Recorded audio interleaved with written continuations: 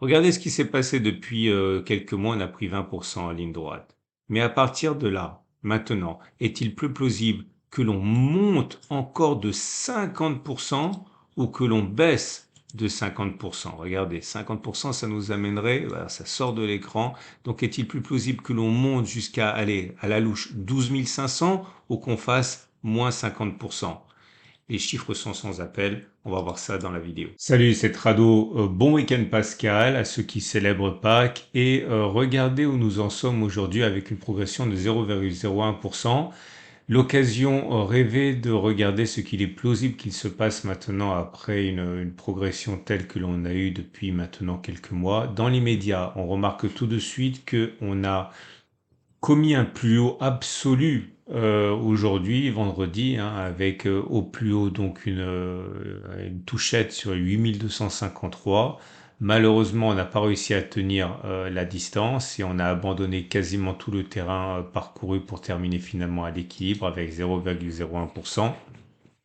Malheureusement, j'ai envie de dire, ça fait pas vraiment les affaires des acheteurs parce que la petite gymnastique du jour s'est traduite par un nouveau pin bar baissière. Les pin bars baissiers, on sait qu'ils fonctionnent moins bien que les pin bars haussiers, mais ça reste quand même un signal négatif. Le dernier pin bar baissier, il a eu lieu ici. En fait, il y en a eu deux, coup sur coup. Et vous voyez, même si la baisse n'a pas été extrêmement importante, hein, depuis après l'occurrence de ces deux pin bars, qu'on a quand même perdu au pire 0,8%. Et à partir de là, on ne peut pas transformer un signal baissier en signal haussier. On vient d'avoir un nouveau pin bar baissier ici. Pin bar, je vous rappelle, c'est le corps qui est en bas de la bougie, hein.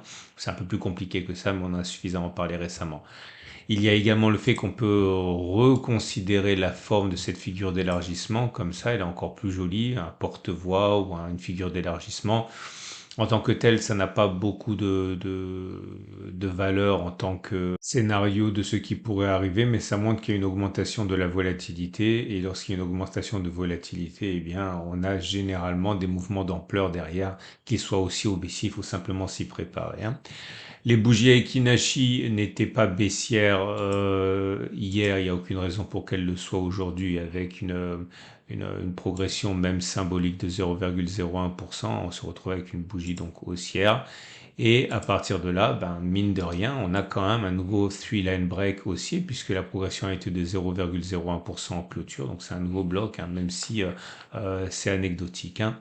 Regardez la moyenne mobile à cette période, elle est ascendante, on est au-dessus, donc la tendance immédiate, elle est haussière, la tendance générale, elle est haussière, la tendance de fond, elle est haussière, et la tendance de long terme, elle est haussière également. Bref, tout est haussier pour l'instant. Ça ne veut pas dire que ça ne peut pas baisser, mais ça veut dire qu'en toute logique, eh bien, les consolidations sont plus l'occasion de se mettre dans le sens de la tendance qui est haussière que de tenter à tout prix de trouver, on voit même pas la M200 tellement éloignée elle est là.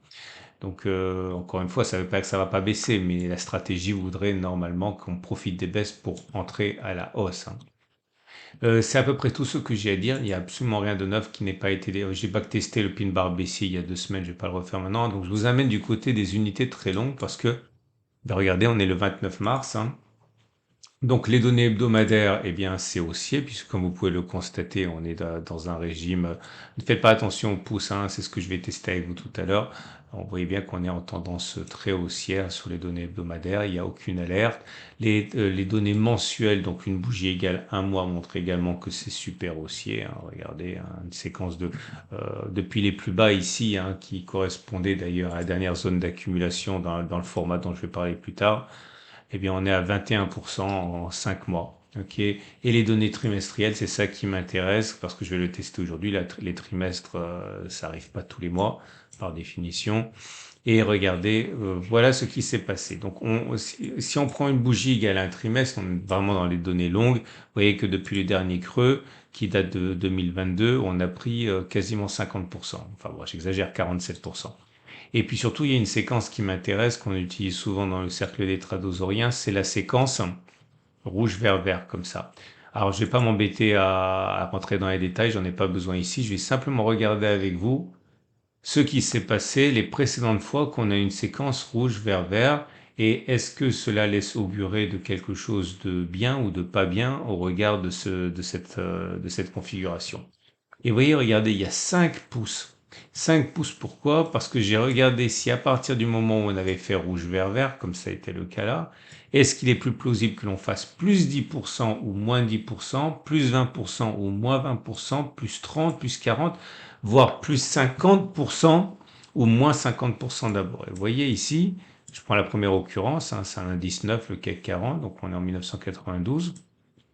J'ai fait pouce rouge, vert, vert, vert, vert. Pourquoi? Parce qu'une fois que le signal rouge, vert, vert a été donné ici, comme vous pouvez le constater, on a d'abord perdu moins 10% avant de faire plus 10%, on a fait moins 10,34. Mais dans la foulée, ok, derrière, on a fait, au pire, on a fait moins 15,73, et puis après, on a fait plus 20, plus 30, plus 40, plus 50, on a même fait plus 240%, excusez du peu. Autrement dit, on a fait moins 10 avant de faire plus 10. Par contre, on a fait plus 20 avant de faire moins 20, plus 30 avant de faire moins 30, plus 40 avant de faire moins 40, plus 50 avant de faire moins 50. Là, vous avez rouge, rouge, vert, vert, vert, parce que suite à la séquence qui nous intéresse, bougie rouge, bougie verte, je vais le faire proprement parce que c'est important.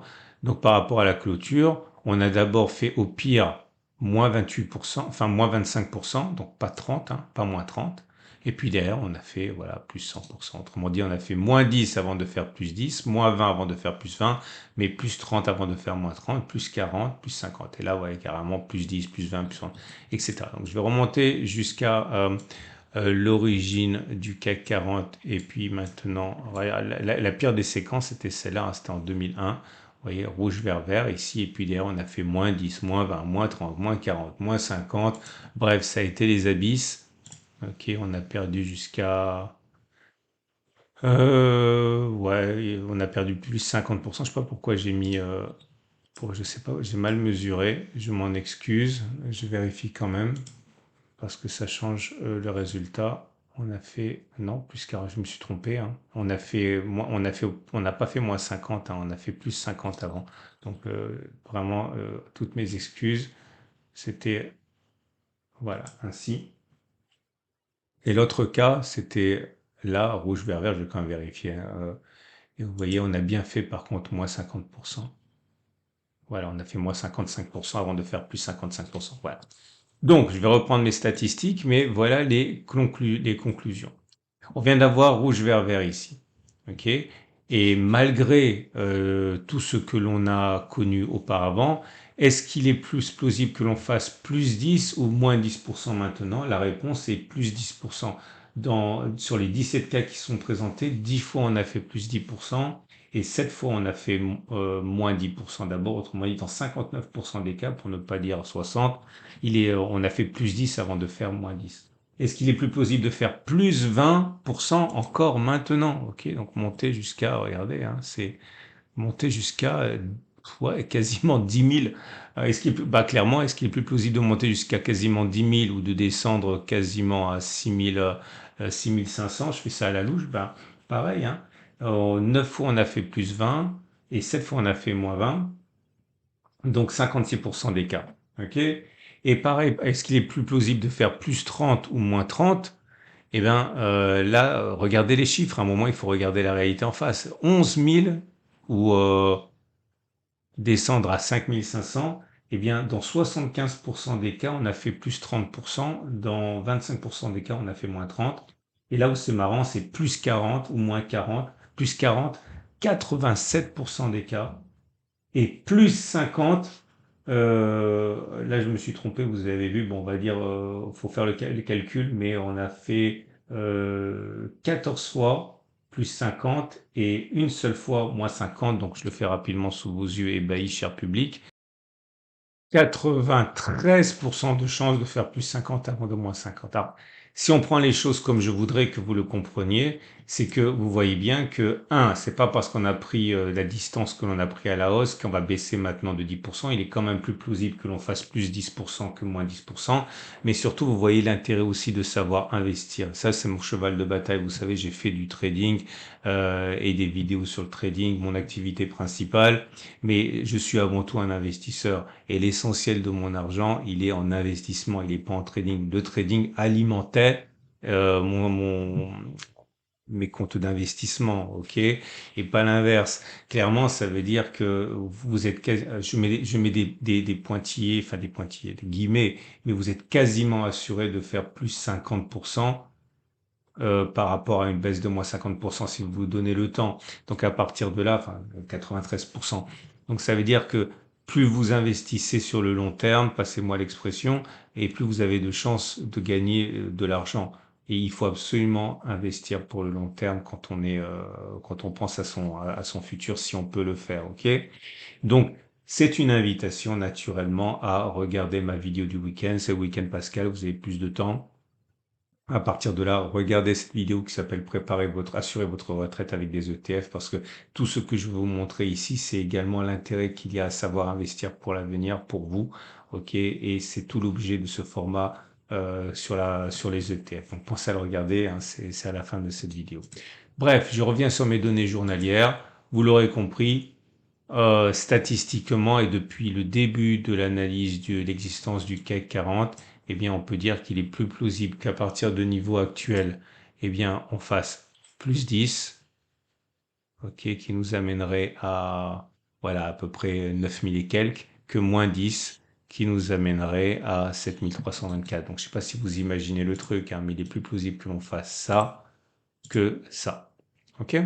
Ce n'est que statistique. Et 60%, c'est pas énorme, hein, c'est sur le long terme et sur les grands chiffres, hein, que ça devient vraiment significatif. Voilà. On va passer au trade du jour. Votre rendez-vous avec IG. IG, bien plus que du trading. Une équipe d'experts à vos côtés. Comme d'habitude. Alors si c'est haussier, si vous êtes haussier, bah, on peut rentrer maintenant, mais normalement dans les stratégies de breakout, on attend que l'on clôture au-dessus, hein. Donc on pourrait clôturer au-dessus et puis acheter, mettre un stop de protection sous les plus bas. C'est d'ailleurs ce que je ferai sans doute. Ok, mais pour l'instant on n'a pas clôturé au-dessus. Ou alors attendre que l'on revienne sur les 79, 78, 79, 00, parier sur une reprise de la hausse, par exemple un retour sur les plus hauts. Ça voudrait dire, allez, c'est juste pour illustrer, avec un stop de protection sous le support, voilà, vous avez un ratio gain de 2 pour 1, c'est pas mal. Si vous voulez spéculer à la baisse, vous pouvez le faire, hein. Pourquoi pas envisager maintenant une baisse, hein. Donnez-vous un petit peu de marge parce qu'il y a une pression baissière qui est importante, mais si vous pariez sur un retour sur le support avec un stop de protection large, voilà, vous pouvez facilement avoir un ratio 1 pour 2. Je le ferai pas parce que vous avez compris qu'à partir de maintenant, je ne fais que des trades haussiers, donc j'attends que ça consolide ou ça, j'attends un breakout. Excellente journée, vous avez tous les formats du week-end qui vous attendent. Je vous dis à demain pour la mise à jour.